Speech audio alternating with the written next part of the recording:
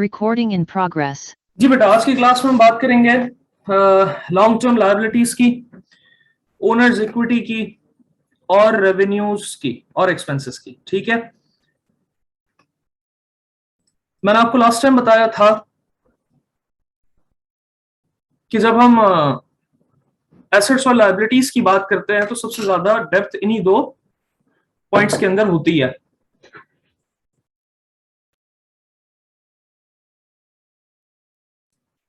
तो उसी उनमें से हमने एसेट्स को तो समझ लिया, करंट लायबिलिटीज को भी समझ लिया, और अब हम ओनर इक्विटी की सॉरी लॉन्ग टर्म लायबिलिटीज की बात करेंगे। देखिए, लायबिलिटीज मैंने आपको लास्ट टाइम बताया कि लायबिलिटीज जो है वो रिस्पॉन्सिबिलिटीज होती हैं, लायबिलिटीज जो है वो ऑब्लिगेशंस होती हैं, लायबिलिटीज जो है वो जिम्मेदारियां होती हैं। तो इन्हीं जिम्मेदारियों को, इन्हीं ऑब्लिगेशंस को, इन्हीं ड्यूटीज को अकाउंटिंग की जुबान में हम लायबिलिटीज कहते हैं, जो एक ना एक दिन आपको रिटर्न करनी होती हैं।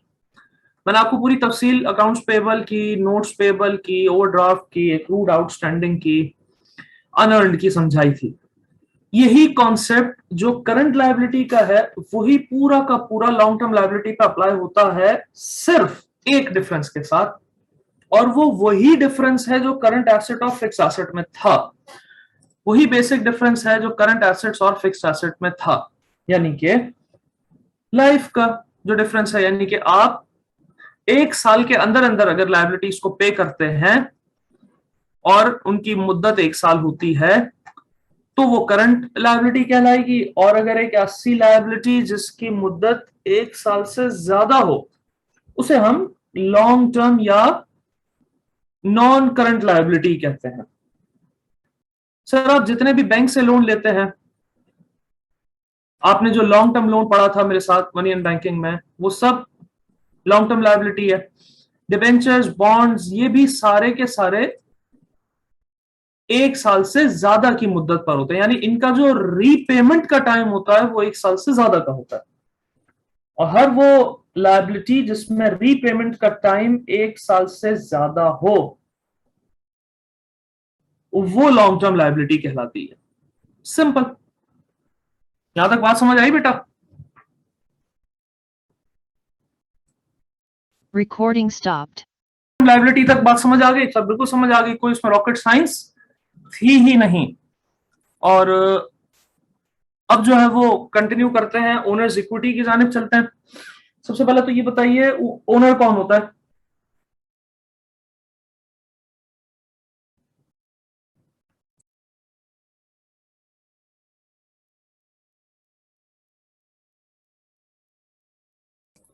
हाँ जी, ओनर कौन होता है बेटा? जिसका खुद का बिजनेस हो, बिजनेस स्टार्टअप करने वाला वगैरह वगैरह। देखें, ओनर कौन होता है वो भी पूछ बता देते हैं आपको। ओनर हर उस शख्स को कहेंगे, ओनर हर उस शख्स को कहेंगे जो बिजनेस के एसेट्स को ओन करता हो, जो बिजनेस के एसेट्स को ओन करता हो उसको ओनर कहते हैं। Simple is that.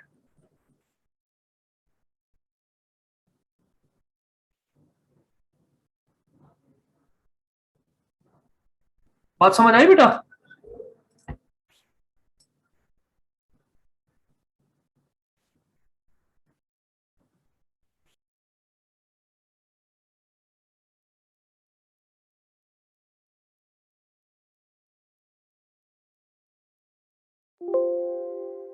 जी बेटा, बात समझ आई?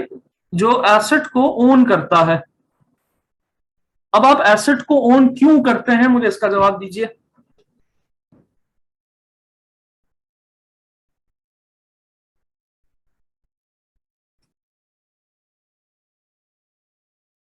Recording stopped. आप क्यों ओन करते हैं? ताकि आप बिजनेस कर सकें और उससे कोई ना कोई फायदा हासिल करें।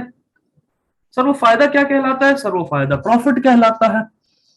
अच्छा जी, बिल्कुल ठीक हो गई बात। तो ओनर कुछ ना कुछ अपनी जेब से भी लगाता होगा बिजनेस में। आपको याद है, मैंने आपको किसी जमाने में ये समझाया था कि अगर आज एक बिजनेस आप शुरू करते हैं तो उसके लिए आपको फाइनेंस या फंड्स की रिक्वायरमेंट है, और उस फाइनेंस के लिए आपको या तो घर से पैसा लगाना होगा या बाहर से लाना होगा।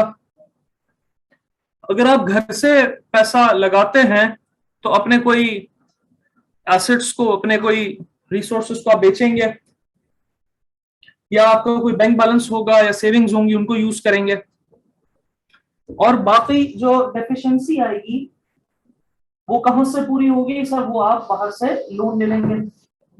तो बाहर से जो लोन लेने वाला सिलसिला था वो हम लायबिलिटी में डिस्कस कर चुके हैं। सर जो घर में खुद इन्वेस्ट करेंगे आप अपने अपने रिसोर्सेस को इस्तेमाल करके, अपनी सेविंग्स को इस्तेमाल करके, अपने कोई एसेट को बेच के, वो जो पैसा आप लगाएंगे अपने बिजनेस में खुद, उसको आसान अल्फाज में ओनर्स इक्विटी कहते हैं। लेट्स से मैंने एक बिजनेस शुरू करना है और मुझे 10 लाख रुपयों की जरूरत है। 3 लाख का मुझे लोन मिल गया है बैंक से, 7 लाख रुपए मैंने अपनी जेब से खुद लगाए। मेरे पास सेविंग्स थी, मेरे पास एक फॉर एग्जांपल एक जमीन थी, मैंने उसको बेच दिया, कुछ कैश रखा हुआ था, सब मिला जुला के 7 लाख रुपए का अमाउंट बना। अब ये जो 7 लाख है ये प्योर मेरा अपना पैसा है जो मैं बिजनेस में लगा रहा हूं। और मैं कौन हूं सर? मैं बिजनेस का ओनर हूं। तो अगर मैं अपने बिजनेस के लिए खुद पैसा लगाऊंगा तो उसको मैं ओनर्स इक्विटी कहूंगा, क्योंकि ये वो पैसा है जो मैंने खुद अपनी जेब से लगाया। और इसको और आसान अल्फाज में कैपिटल का नाम दिया जाता है। जो पैसा मैं खुद लगाऊंगा अपने बिजनेस में वो कैपिटल। अच्छा सर मैं कौन? सर मैं ओनर। सर ओनर तो 3 तरह के होते हैं। सोल प्रोप्राइटरशिप का ओनर प्रोप्राइटर होता है, पार्टनरशिप का ओनर पार्टनर होता है, ज्वाइंट स्टॉक कंपनी का ओनर शेयर होल्डर होता है। तो सर अगर प्रोप्राइटर अपने कारोबार में खुद पैसा लगाए तो वो कैपिटल? जी हाँ वो कैपिटल। अगर पार्टनर अपने बिजनेस में खुद पैसा लगाए तो क्या वो कैपिटल? जी हाँ वो कैपिटल। अगर शेयर होल्डर अपनी कंपनी में पैसा लगाए तो क्या वो कैपिटल? जी हाँ वो भी कैपिटल। तो कैपिटल का मतलब क्या है? कैपिटल का मतलब है कि ओनर अपने बिजनेस में जब खुद इन्वेस्ट करता है पैसे की फॉर्म में या किसी एसेट की फॉर्म में, तो उसको कैपिटल कहा जाता है, उसको ओनर्स इक्विटी कहा जाता है। आई बात समझ में बेटा?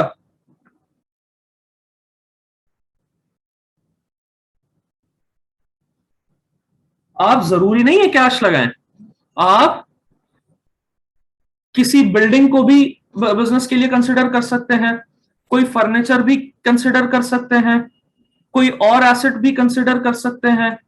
वो सब कैपिटल कहलाएगा। एक तरफ तो एसेट कहलाएगा, दूसरी तरफ कैपिटल कहलाएगा। याद रखिएगा अकाउंटिंग में हमेशा 2 साइड्स होती हैं जिसको आप डबल एंट्री सिस्टम कहते हो, डबल डुअल इफेक्ट सिस्टम कहते हो। तो जब भी अकाउंटिंग में हम किसी तरह की ट्रांजैक्शन की बात करेंगे तो याद रखिएगा उसके 2 पहलू निकलेंगे, उसके 2 जाविये होंगे, उसके 2 डिमेंशंस होंगी।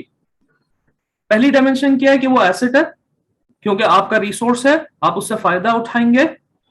दूसरा डायमेंशन ये है कि आपने खुद अपनी जेब से लगाया तो वो कैपिटल भी है। तो सर क्या वो एसेट भी है कैपिटल भी है? जी बेटा वो एसेट भी है कैपिटल भी है। मुख्तलिफ डायमेंशंस के अंदर हम इसका जिक्र करेंगे। तो याद रखिएगा every transaction has 2 sides, every transaction has 2 effect. ठीक हो गया? वो 2 इफेक्ट क्या है वो आगे जाके बताऊंगा मैं आपको। कैपिटल तक बात समझ आ गई बेटा कि कैपिटल क्या होता है? जब आप खुद अपनी जेब से कुछ लगाएंगे उसको कैपिटल कहते हैं आसान अल्फाज में।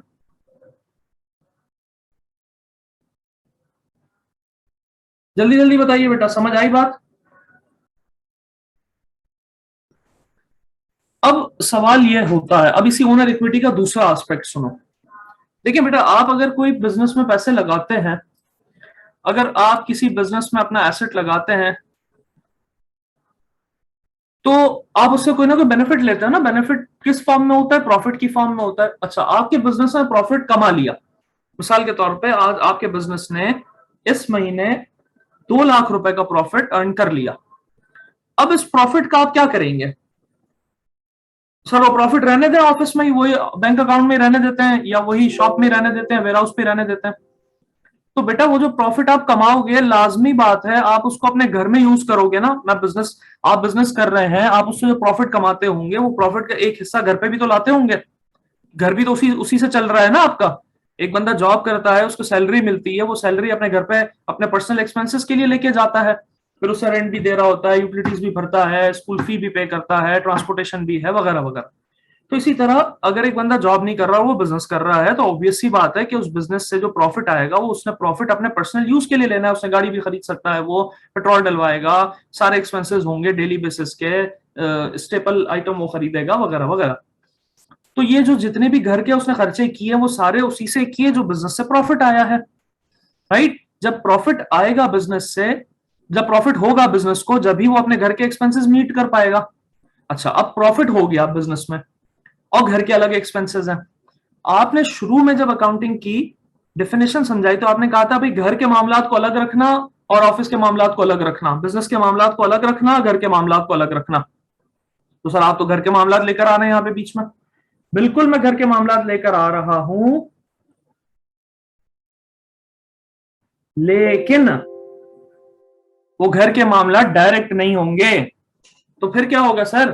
होगा ये कि आपने बिजनेस से जो प्रॉफिट कमाया वो प्रॉफिट आप विदड्रॉ करेंगे। विदड्रॉ, वही विदड्रॉ, याद करो बैंकिंग वाला withdrawal, cheque cheque withdraw, cheque से आप कैश विदड्रॉ कराते हो ना बैंक से। आप विदड्रॉ करोगे वो पैसा अपने बिजनेस अकाउंट से और वो कैश घर ले जाओगे, ठीक है? और घर जाके आपके जो भी खातून खाना है उनको आप प्रोवाइड कर देंगे ये, राइट? तो ये पैसा बिजनेस से निकल के कहां चला गया सर? घर चला गया। अब बिजनेस को इससे कंसर्न है कि पैसा जा कहां रहा है, घर जा रहा है या कहीं और जा रहा है। अगरचे वो घर जा रहा है तो बिजनेस को सिर्फ इतना मतलब है कि कितना जा रहा है, बस इतना बता दो भाई बिजनेस के अकाउंट से 50,000 रुपए निकाले, घर जाके दे दिए। सिर्फ बिजनेस को इससे कंसर्न है। अब वो आपसे अकाउंटिंग ये नहीं पूछेगी वो जो 50 घर गए ना वो कहां गए 50 में से, भाई वो आपका अपना मसला। बिजनेस को सिर्फ इससे कंसर्न है कि 50,000 रुपए बिजनेस अकाउंट से घर गए, बस। अब वो 50 कहां इस्तेमाल हो रहे हैं ये ओनर का मसला है और उसकी खातून खाना का मसला है, राइट? अकाउंटिंग बीच में नहीं आएगी, कबाब में हड्डी नहीं बनेगी, उसके जाती मामलात में दरमियान में नहीं आएंगे। तो पैसा बिजनेस से निकल के घर गया, बस। तो ये लिखना पड़ेगा बिजनेस के अंदर, और उसको किस नाम से लिखना पड़ेगा? उसको ड्रॉइंग्स के नाम से लिखना पड़ेगा। किस नाम से? ड्रॉइंग्स के नाम से। ड्रॉइंग लिखा है, उसको हम ड्रॉइंग्स भी कहते हैं, तो मैंने एस लगा दिया यहाँ पे सर। तो ड्रॉइंग्स का मतलब ये है कि आपने बिजनेस से पैसा निकाला, घर ले गए। आपने बिजनेस से पैसा निकाला, घर ले गए, ड्रॉइंग्स। तो आपने अकाउंटिंग में सिर्फ ये लिखना है कि आपने 50,000 रुपए विड्रॉ किया बिजनेस से। अब वो 50 कहां जा रहे हैं ये अकाउंटिंग का मसला नहीं है, ये आपका और आपके घर वालों का मसला। तो सर अगर हम कैपिटल और ड्रॉइंग्स को कंपेयर करें तो ये तो ऑपोजिट नेचर हो गई एक दूसरे की। क्या मतलब हुआ सर? घर से कुछ इन्वेस्ट करते हो बिजनेस में, उसको कैपिटल कहते हैं। घर से कुछ लगाते हो बिजनेस में तो उसको कैपिटल कहते हैं। बिजनेस से कुछ लेके घर जाते हो उसको ड्रॉइंग्स कहते हैं।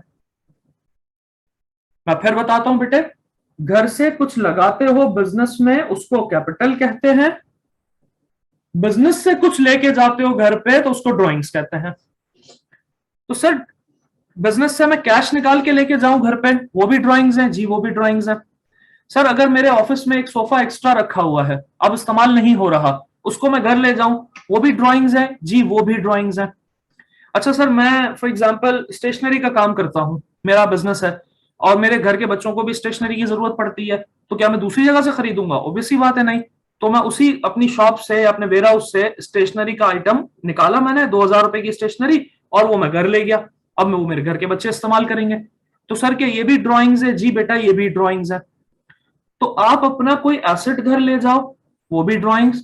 आप कैश घर ले जाओ, वो भी ड्रॉइंग्स। आप कोई गुड्स घर ले जाओ, वो भी ड्रॉइंग्स।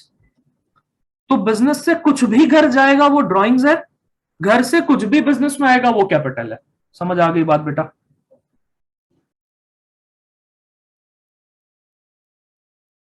शुक्र अल्हम्दुलिल्लाह। तो ड्राइंग्स और कैपिटल ये एक दूसरे के क्या हुए बेटा, ये एक दूसरे के हुए ऑपोजिट, राइट।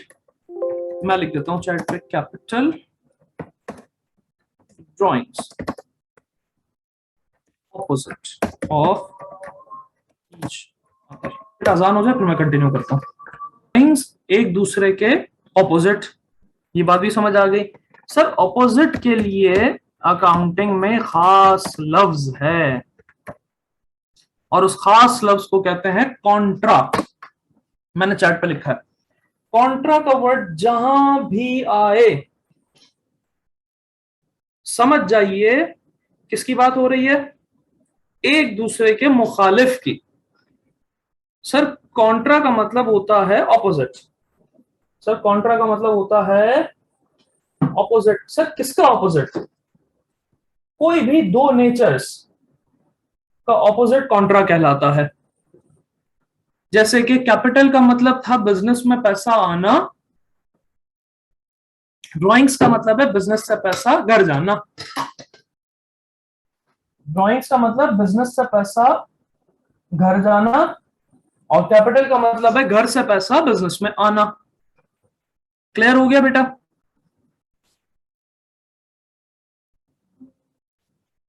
बिल्कुल इसी तरह आगे जो हम रेवेन्यूज और एक्सपेंसेस की बात करेंगे तो इसमें भी ये लफ्ज कॉन्ट्रा लगा हुआ है। सर पहले रेवेन्यू और एक्सपेंस के बारे में थोड़ा सा बता दें, फिर कॉन्ट्रा भी बता दीजिएगा क्या होता है। देखें रेवेन्यू का मतलब होता है हर वो पैसा जो आपने बिजनेस एक्टिविटी से जनरेट किया, हर वो पैसा जो आपने बिजनेस एक्टिविटी से जनरेट किया। जैसे कि भाई मेरे सामने इस वक्त कुछ किताबें रखी हुई हैं, कुछ मेरी जाती किताबें हैं, कुछ यहाँ पे एकेडमिक्स की किताबें हैं। उनमें से जो एकेडमिक्स की किताबें हैं मेरा उनका बिजनेस भी है। तो मेरे पास जब कोई स्टूडेंट आता है कि सर हमें बुक चाहिए, कौन सी बुक चाहिए, भाई अकाउंट्स की बुक चाहिए, अच्छा जी ये लीजिए 300 रुपए की किताब है ये। तो उसने कहा ठीक है जी, वो 300 रुपए उसने मुझे पे किए, मैंने वो 300 रुपए अपने पास रख लिया और किताब उसको हैंड ओवर कर दी। नेक्स्ट कोई स्टूडेंट आया, उसने 500 रुपए की किताबें खरीदी। फिर एक स्टूडेंट आया, उसने 1000 रुपए की किताबें खरीदी। अब ये जो किताबें मैं बेच रहा हूं मुसलसल, 300 रुपए में बेची, 500 रुपए में बेची, 1000 रुपए में बेची, तो कुल मिला के मेरे पास कितने आ गए, 3 और 5 8 और 1 18, यानी कि 1800 रुपए मैंने कमा लिए। 1800 रुपए मैंने कमा लिए।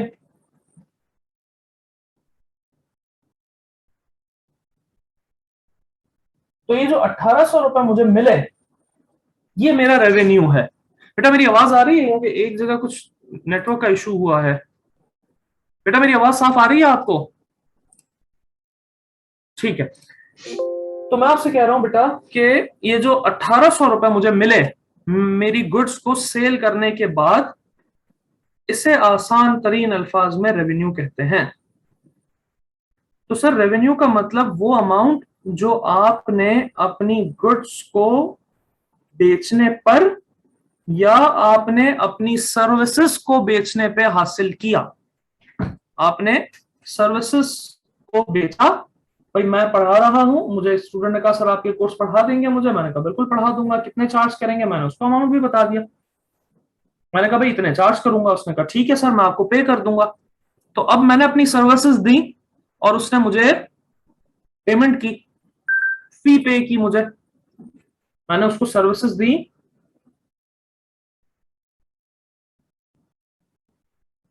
और उसने मुझे पेमेंट कर दी। ठीक है सर। इसी तरह मैंने किताबें उसको दी और उसने मुझे उसके बदले भी पेमेंट कर दी। यानी बुक्स दे रहा हूं उसके बदले भी पैसे ले रहा हूं, सर्विसेज दे रहा हूं उसके बदले भी पैसे ले रहा हूं। तो ये जो भी पैसा मुझे मिल रहा है फी की फॉर्म में या मैंने गुड्स को सेल किया उसकी फॉर्म में, ये सब मेरा रेवेन्यू है, ये सब मेरा रेवेन्यू है। अब यहां पे एक और बात सुन लीजिए गौर से कि रेवेन्यू और प्रॉफिट में डिफरेंस होता है। रेवेन्यू और प्रॉफिट में डिफरेंस होता है।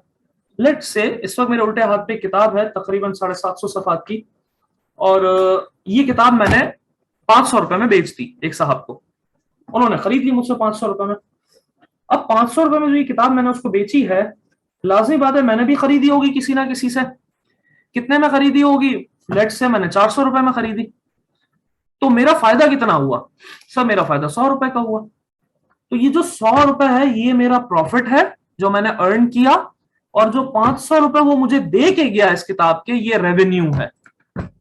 मैं फिर दोहरा देता हूं बेटा, जो 500 रुपए मुझे बुक सेल करने पे मिले कस्टमर से, दैट इज माई रेवेन्यू, और उसमें से मैंने अपनी कॉस्ट माइनस कर दी, यानी 400 रुपए मैंने खरीदी थी, तो मेरे पास क्या आ गया? प्रॉफिट आ गया। मैं चार्ट पे लिख रहा हूं, सोल्ड अ बुक,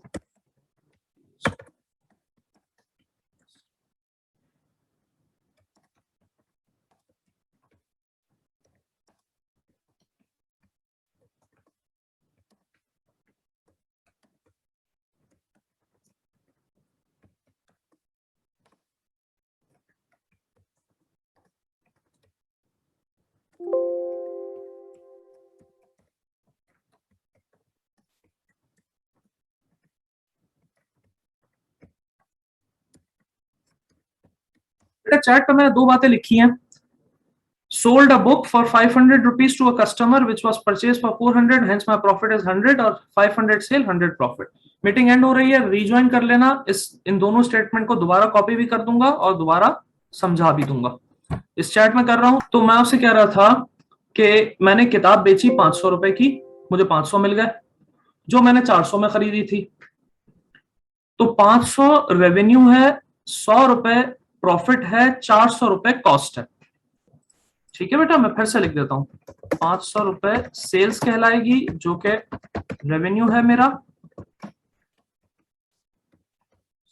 400 परचेज कहलाएगी जो कि कॉस्ट है मेरी, और 100 रुपए मेरा प्रॉफिट है। ठीक है बेटा। अच्छा जी, प्रॉफिट इक्वल्स, हम ना रुक जाओ बेटा, profit is equals to sales minus purchase. ठीक है भाई, ये पहले तो ये बताओ, जो ये मैंने ऊपर नीचे सारी चीजें लिख रहा हूं, मैं किताब बेची इतने में, खरीदी इतने में, प्रॉफिट इतने में हुआ, इक्वेशन बना दी, ये सब समझ आया? तो फिर बताइए, मैं आगे बढ़ जाऊं बेटा, हम ना आपका भी जवाब देता हूं बेटा।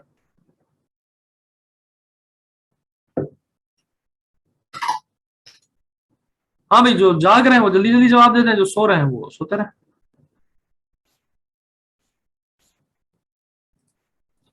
500 रुपए कॉस्ट, 500 रुपए सेल है, रेवेन्यू है, 400 रुपए परचेज है, कॉस्ट है, 100 रुपए प्रॉफिट है। अच्छा जी, अब ऊपर जो क्या कहा, टोटल कॉस्ट, बेटा जो कुछ आपने कस्टमर से वसूल किया वो आपका रेवेन्यू है। जो कुछ आपने कस्टमर से वसूल किया वो आपका रेवेन्यू है, बस ये बात याद कर लें। अब वो ज्यादा हो या कम हो, दोनों सूरतों में वो रेवेन्यू ही कहलाता है। अगर ने कहा सर सेल्स कॉस्ट बता दे, सेल कॉस्ट बता देते हैं बेटा। सेल का मतलब वो अमाउंट जो आपने अपने कस्टमर से वसूल किया। भाई इकरा है, इकरा डिजाइनर है फॉर एग्जांपल, और इकरा से मैंने कुछ लोगोस डिजाइन करवाए। तो इकरा ने कहा सर मैं इसके 5000 रुपीज चार्ज करूंगी। मैंने कहा ठीक है, मैं 5000 आपको पे करने के लिए तैयार हूं। अब इकरा ने मुझे लोगो डिजाइन करके दिए, यानी अपनी सर्विसेज दी, मैंने उसके बदले उसको 5000 रुपए पे कर दिए। तो ये इकरा के लिए क्या है सर? ये इकरा के लिए रेवेन्यू है। ठीक है, क्योंकि इकरा ने मुझसे यानी कस्टमर से 5000 वसूल किए। इसी तरह मैंने किताब बेची 500 में, जिस कस्टमर को, उस कस्टमर से मैंने 500 वसूल किया, वो 500 मेरे लिए रेवेन्यू है। अब इसी तरह के मेरे पास डेली बेसिस पे कस्टमर्स आते गए, मैं उनको किताबें बेचता गया, वो मुझे पैसे देते गए। दिन के एंड में टोटल मेरा रेवेन्यू इतना बना। कितना बना? फॉर एग्जाम्पल 10,000 रुपए बना। वो 10,000 क्या है? वो 10,000 रेवेन्यू है। ठीक है, अब इसका एक और एस्पेक्ट सुनो। सर कॉस्ट थी हमारी कितने की? 400 रुपए की थी। भाई मैं भी तो किताबें खरीद के ही लाऊंगा ना कहीं सर, फिर बेचूंगा अपनी दुकान पर। तो किताबें जिस प्रिंटर या पब्लिशर से मैंने खरीदी वो मुझे 400 रुपए की उसने किताब दी, मैंने 500 में बेच दी। तो कॉस्ट कितनी आई किताब की? 400 आई। उस परचेज प्राइस क्या है उसकी? 400। 400 परचेज प्राइस और 500 सेल प्राइस। क्या हुआ बेटे? 400 purchase price, 500 sale price. Simple. ठीक है बेटा, यहां तक सर समझ में आ गया सर। लेकिन अगर कोई किताब जो आपने 400 में खरीदी वो 400 में ना बिकी, वो 300 में बिकी, भाई नहीं कोई खरीदने के लिए तैयार ही नहीं, मैंने कहा बिला वजह पैसे फंसे हुए मेरे, तो मैं 100 रुपए कम पे भी बेचने के लिए तैयार हूं। अब मैंने किताब कितने में बेची? अब मैंने 500 में नहीं बेची बेटा, अब मैंने 300 रुपए में बेची। तो अब ये 300 रुपए क्या है मेरा? सर ये 300 भी मेरा रेवेन्यू है, ये 300 भी मेरा रेवेन्यू ही होगा। लेकिन अगर 300 में से मैं 400 माइनस करूंगा तो मेरे पास माइनस का 100 आएगा, जो कि मेरा प्रॉफिट को डिटरमाइन नहीं करेगा, बल्कि ये मेरे लॉस को रिप्रेजेंट करेगा। तो अगर परचेज प्राइस ज्यादा है, सेल प्राइस कम है, यानी परचेज 400 में की, सेल 300 में की, तो 100 रुपए का नुकसान हुआ। और अगर परचेज प्राइस कम है और सेल प्राइस ज्यादा है, यानी कि परचेज की 400 में और बेची 500 में, तो 100 का मुनाफा यानी प्रॉफिट हुआ। तो सर अगर मैं कुछ भी रिसीव करूं, 10 रुपए भी रिसीव करूं अपने कस्टमर से, चाहे 10,000 की चीज हो, वो 10 भी रेवेन्यू कहलाएगा? जी बेटा, वो 10 भी रेवेन्यू ही कहलाएगा। फिर आप बाद में कैलकुलेट करेंगे कि आपको प्रॉफिट हुआ उस रेवेन्यू से या लॉस हुआ। इज इट क्लियर इनफ बेटा? समझ में आ गई ये बात कि रेवेन्यू वो अमाउंट होगा जो कस्टमर से मिलेगा, चाहे कॉस्ट प्राइस से परचेज प्राइस से ज्यादा हो या परचेज प्राइस से कम हो। We have nothing to do with this. वो हम प्रॉफिट एंड लॉस जब कैलकुलेट करेंगे तब डिसाइड करेंगे।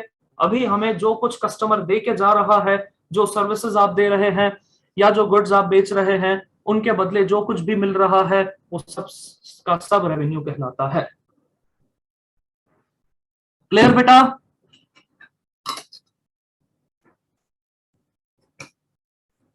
जल्दी जल्दी बताओ भाई, जो जाग रहे हो बताओ, जो सो रहे हो उसको सोने दो।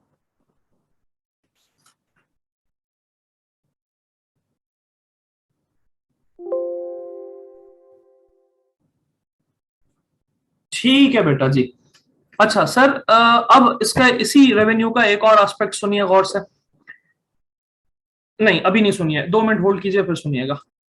ये बात तो तय हो गई कि हम कुछ सेल करेंगे, हम कुछ बेचेंगे, अपना अपनी गुड्स बेचेंगे, वो रेवेन्यू है। हम अपनी कुछ सर्विसेज देंगे, कोई कमीशन लेंगे, कोई फी लेंगे, वो भी आपका रेवेन्यू ही होगा।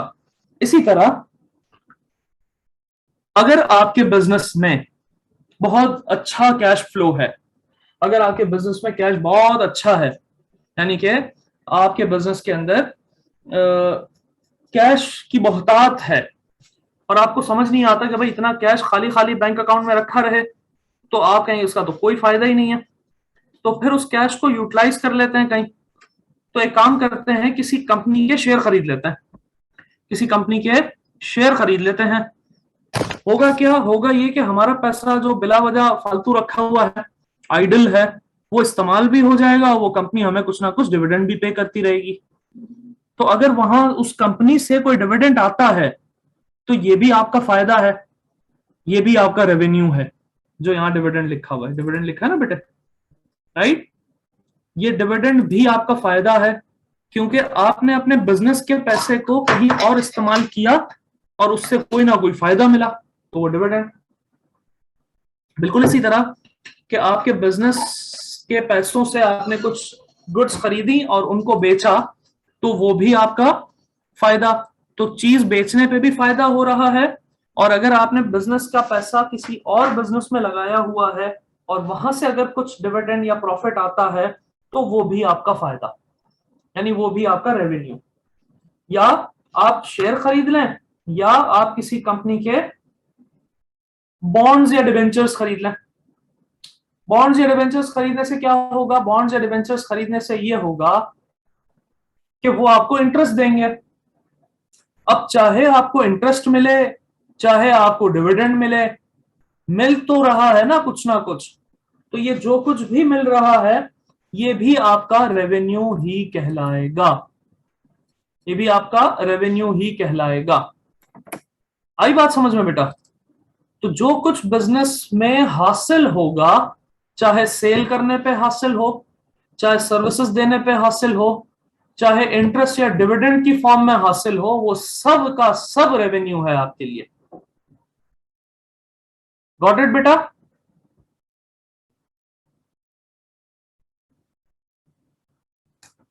जी बेटा, बात समझ आ गई?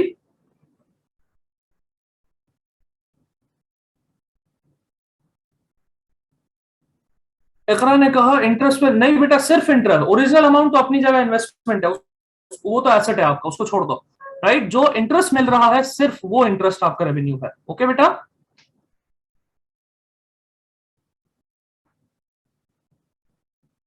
ठीक है जी।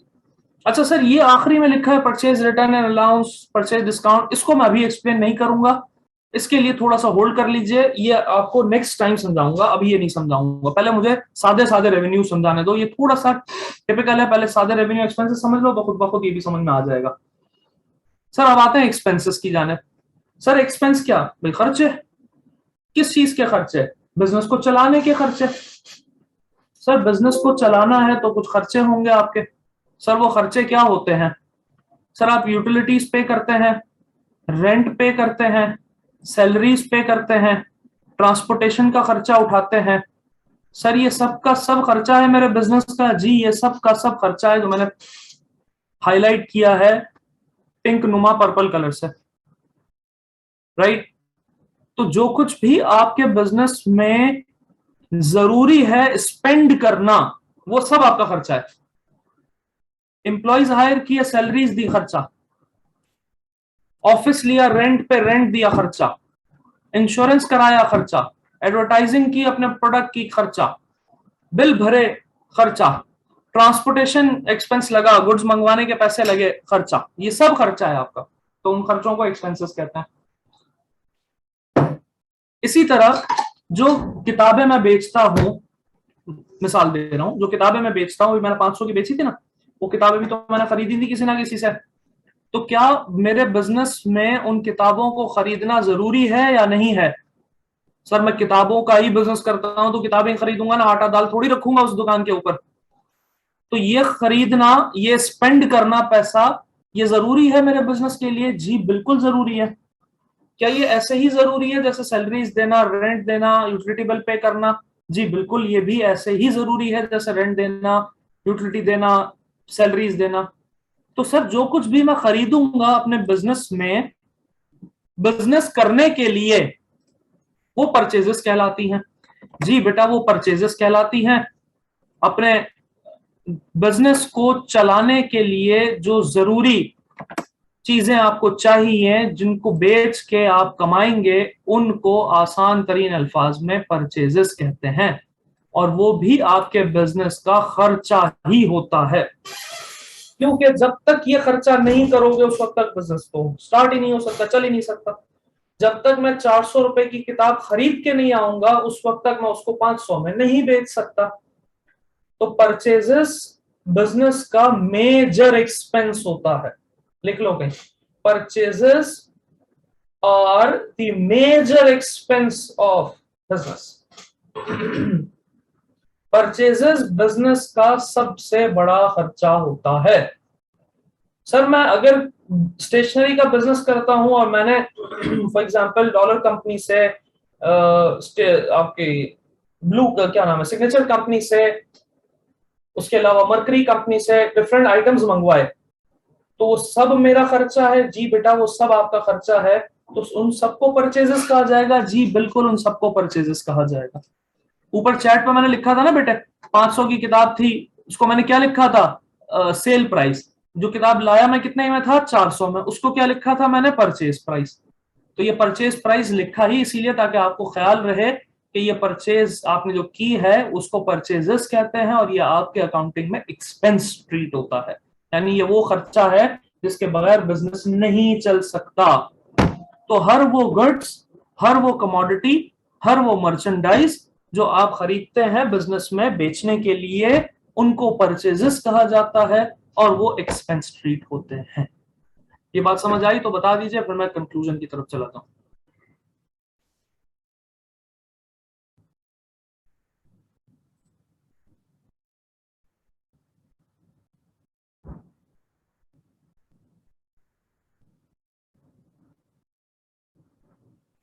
ठीक है, अब ये जरा सर ऊपर आपने रेड से जो हाईलाइट किया था ना, ये कॉन्ट्रा एक्सपेंस और ये कॉन्ट्रा रेवेन्यू, सर ये क्या चक्कर है? भाई देखो, अगर मैंने किताब 400 में खरीदी बेचने के लिए, तो वो 400 मेरा क्या है, खर्चा है, एक्सपेंस है। उसको मैंने 500 में बेच दिया, तो ये 500 मेरा क्या है, रेवेन्यू है। सर 400 जा रहा है, 500 आ रहा है, तो जो जाता है वो आने वाले का ऑपोजिट ही होता है ना भाई। दो रास्ते होते हैं रोड पे, एक जाने वाला और एक आने वाला, ये दूसरे एक दूसरे के क्या होते हैं, ऑपोजिट होते हैं। तो अगर मैं बिजनेस के लिए कुछ खरीदता हूं तो मेरे बिजनेस से कैश जाता है, जिसको आप एक्सपेंस कहते हो। और अगर बिजनेस का कोई आइटम मैं बेचता हूं तो वो पैसा आता है, जिसको आप रेवेन्यू कहते हो। तो लाजमी सी बात है बेटा, खर्चा रेवेन्यू के ऑपोजिट ही होगा ना, एक्सपेंस रेवेन्यू के ऑपोजिट ही होगा। जब भी यहाँ पे रेवेन्यूज के ब्रैकेट में कॉन्ट्रा एक्सपेंस लिखा है और एक्सपेंस के ब्रैकेट में कॉन्ट्रा रेवेन्यू लिखा है, दैट मीन्स के every revenue is opposite of expense and every expense is opposite of revenue. मतलब क्या हुआ, मतलब ये हुआ कि जो एक्सपेंसेस हैं वो रेवेन्यू का ऑपोजिट है, क्योंकि वो खर्चे हैं, उसमें पैसा जाता है, और रेवेन्यूज जो है उसमें पैसा आता है, तो वो एक्सपेंस का उलट कहलाएगा, और रेवेन्यूज एक्सपेंस का उलट कहलाएगा, और एक्सपेंस जो है वो रेवेन्यू का उलट कहलाएगा। इसीलिए रेवेन्यूज को कॉन्ट्रा एक्सपेंसेस भी कहते हैं और एक्सपेंसेस को कॉन्ट्रा रेवेन्यू भी कहते हैं। आ गई ये बात समझ में बेटा? तो ये थी आज की स्टोरी, ये थी आज की कहानी, जिसके अंदर हमने लॉन्ग टर्म लायबिलिटीज को देखा, ओनर्स इक्विटी को देखा जिसमें कैपिटल और ड्राइंग्स का कॉन्सेप्ट समझा, फिर हमने रेवेन्यूज को देखा, फिर हमने एक्सपेंसेस को देखा, और हमने रेवेन्यू को कॉन्ट्रा एक्सपेंस और एक्सपेंस को कॉन्ट्रा रेवेन्यू का नाम दिया। आई होप आपको यहां तक ये सारी बातें समझ में आ गई होंगी। रिकॉर्डिंग ऑलरेडी ऑन है, क्लास के बाद इंशाल्लाह अपलोड कर दूंगा। यहाँ पे आके आपके 5 हेड्स ऑफ अकाउंट्स या 5 पिलर्स ऑफ अकाउंटिंग जो है वो अपने अख्ताम को पहुंचे। नेक्स्ट क्लास में इंशाल्लाह मैं अकाउंटिंग इक्वेशन से बात स्टार्ट करूंगा, और फिर जैसे ही अकाउंटिंग इक्वेशन की बात कंप्लीट हो जाएगी हम immediately rules of debit and credit पर आ जाएंगे, और rules of debit and credit के बाद इमीडिएटली हम चले जाएंगे अपनी प्रैक्टिकल अकाउंटिंग की जाने। फिर ये हैंडआउट आगे मजीद कंटिन्यू होगा, ठीक है? तो अब इस हैंडआउट के अंदर 2 चीजें रह गई हैं, एक अकाउंटिंग इक्वेशन और एक rules of debit and credit. ये 2 इंशाल्लाह नेक्स्ट क्लास में पढ़ाऊंगा आपको मैं। फिर उसके नेक्स्ट क्लास में इंशाल्लाह प्रॉपर प्रैक्टिस करना शुरू करेंगे एक एक करके प्रॉब्लम्स की। कोई सवाल है बेटा तो पूछ लीजिए, मैं वेट कर रहा हूं आपका।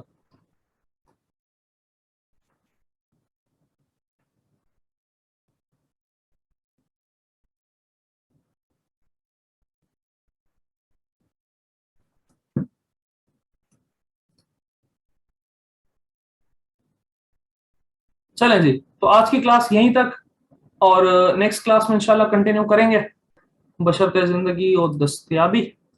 आपसे अगली क्लास में मुलाकात होगी।